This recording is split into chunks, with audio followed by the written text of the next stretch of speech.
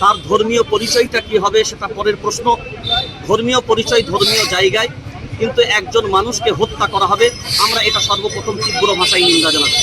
আর Ayatollah Khamenei সাহেব তিনি যেহেতু একজন শিয়া সম্প্রদায়ের ধর্মীয় নেতৃত্ব, ধর্মগুরু, এবং তিনি সারা বিশ্বের মাটিতে একজন তিনি প্রসিদ্ধ মানুষ এবং প্রসিদ্ধ প্রবীণ একদম ধর্মীয় নেতা, যার কারণে আমরা দেখেছি রাতের অন্ধকারে কাপুরুষের মতন তার উপরে যে অত্যাচার চলেছে একজন প্রবীণ মানুষের উপরে, তাকে যে হত্যা করা হয়েছে, তিনি শাহাদত বরণ করেছেন, আমরা তারই জন্য এই প্রতিবাদ জানাচ্ছি এবং তারই জন্য আমরা তীব্র ভাষায় এটা নিন্দা জানাচ্ছি।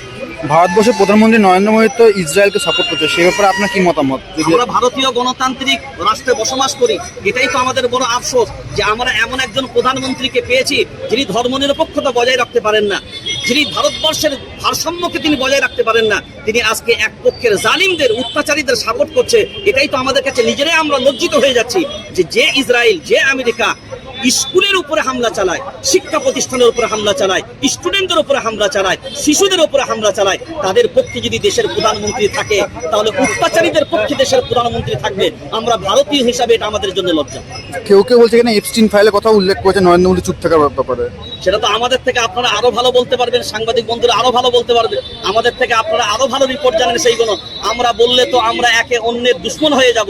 আমরা তো চাই এটা যে প্রকৃতপক্ষে যদি অপরাধী কেউ হয়, আমরা সেই রকম অপরাধীদেরকে আমরা মাথার উপরে রাখবো কেন?